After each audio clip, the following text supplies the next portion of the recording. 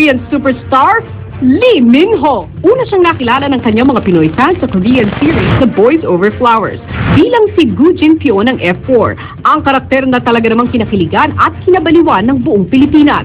Sinundan ito ng isa pang seryeng nagpakilig sa lahat, ang Perfect Match, hanggang sa sinubaybayan ang kanyang karakter bilang si Johnny sa maaksyong seryeng City Hunter.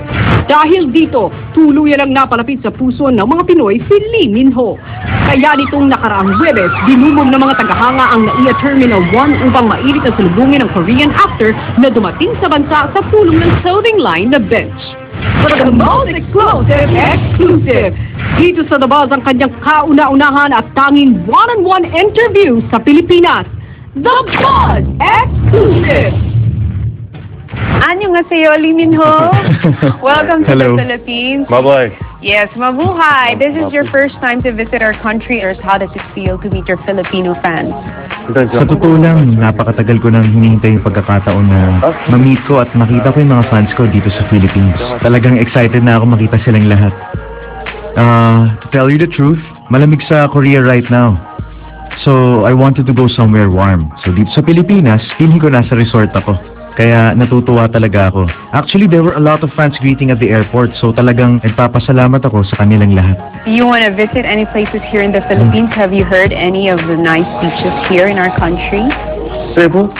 Cebu, yes. Cebu. Cebu is very Tama, sa Cebu. beautiful.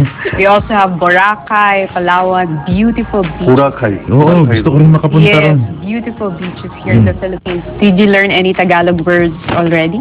Mabuhay. Mabuhay. And saranghe in Tagalog. Mahal ko kayo. Yes. Tama ba? Is that how you say it in Filipino? Mahal ko kayo. Mahal ko kayo. Saranghe too. Anyway, let's talk about the reason why you visited here in the Philippines. Why are you here in our country?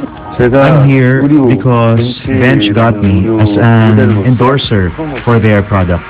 And that is why I am here right now. How does it feel to be endorsing a Filipino brand? For me to endorse a Philippine brand is something that I am very proud of. Masayang-masaya ako. Napaka-special kasi nito. And I heard that Bench is a global brand. So malaking opportunity talaga yun para sa akin. Kaya naman napakasaya ko na kinuha nila akong endorser at nakapunta ako rito. Are you gonna grant some of your fans some pictures with you?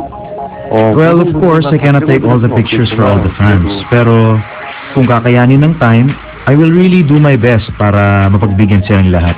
Gagawin kong lahat. I promise. I'm sure all of your Filipino fans are so excited to meet you in person. You're an actor/model. What do you like doing more? Being a model or an actor? Being a model and being an actor is very special to me.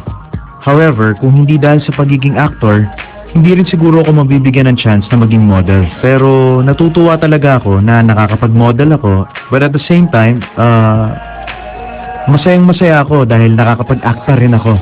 Because to tell you the truth, I feel very passionate about being an actor. At gusto ko talagang gumaling para sa mga fans ko.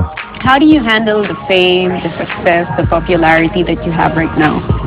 Hindi ko lang kinalilimutan na kaya ako dito sa harap nyo ngayon ay dahil sa success na nakuha ko dahil sa suporta ng lahat ng fans ko.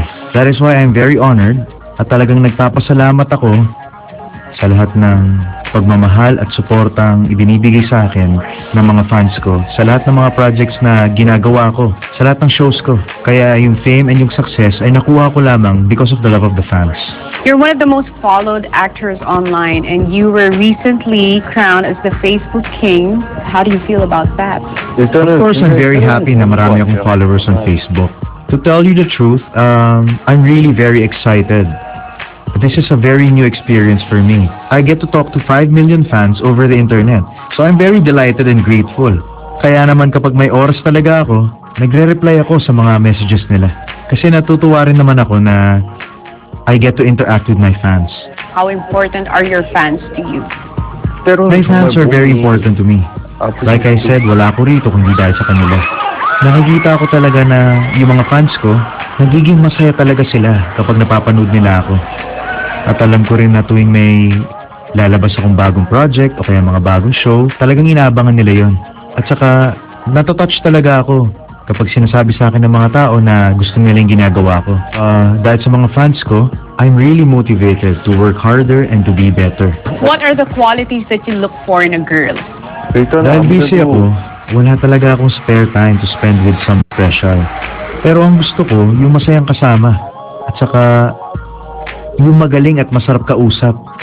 Yung bang hindi ako mabobore. Para naman parati kaming masaya magkasama. ABS-CBN aired 3 of your drama series, The Boys Over Flowers, The Perfect Match, and City Hunter.